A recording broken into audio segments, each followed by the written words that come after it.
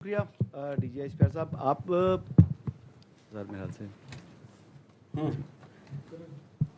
اچھا سر، یہ کچھ دن پہلے کی بات ہے کہ جو چیف منسٹر خیبر پختونخوا انہوں نے ایک الزام عائد کیا اور وہ بھی ایسی بات کی کہ جو کہ یعنی ذہن تسلیم نہیں کرتا تھا کہ سیکیورٹی فورسز کے ہمارے جوان اپنی جانیں قربان کر رہے ہیں ملک کے لیے.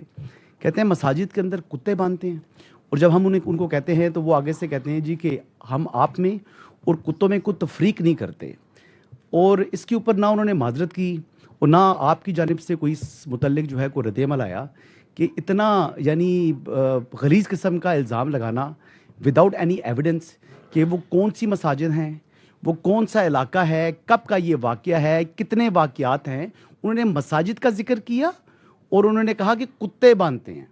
تو یہ کوئی ان سے سوال پوچھنے والا نہیں ہے، اور وہ یہاں پر آ کر عشق عمران میں اڈیالہ کے باہر دھرنے بھی دیتے ہیں اور اس قسم کے الزامات بھی عائد کرتے ہیں اور پنجاب کے اندر گھوم رہے ہیں، اور موسٹلی ان کا وقت بھی یہیں پر گزر رہا ہے. اپنے صوبے کے اندر تو وہ جو ہے وقت بھی نہیں دے رہے. جس دن کیڈ کالج وانا کا آپریشن ہو رہا تھا اس دن وہ میڈیا لیگ کے جو ہے افتتاح کر رہے تھے، کرکٹ کھیل رہے تھے. یہ سنجیدگی کا ان کا لیول ہے. الزامات آپ کے اوپر بڑے وہ سنگین قسم کے لگا رہی ہیں اور موسٹلی وہ آپ کو ٹارگٹ کرتے ہیں جو آپ نے پریس کانفرنس کی تھی پشاور کے اندر. Thank you.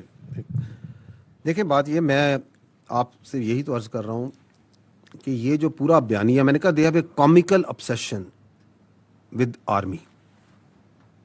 صبح اٹھتے ہیں شام تک وہ جو اندر بیٹھا ہوا ہے ذہنی مریض سے لے کے باقی جتنے ہیں وہ فوج کے بارے میں بات کرتے ہیں.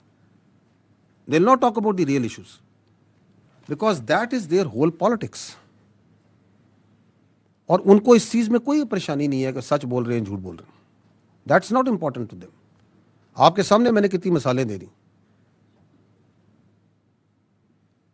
ان کے کاغذوں میں تو vice chief of army staff لگ چکا تھا. ابھی پوچھے نا کیوں نہیں لگا. ان کے خیال میں تو این ایس سے بھی لگ چکا تھا. ان کے خیال میں تو سی ڈی ایف کی اپوائنٹمنٹ لیٹر بھی نہیں ہونا تھا. وہ تو بڑے وثوق سے بتاتے تھے نا. تو ان کو تو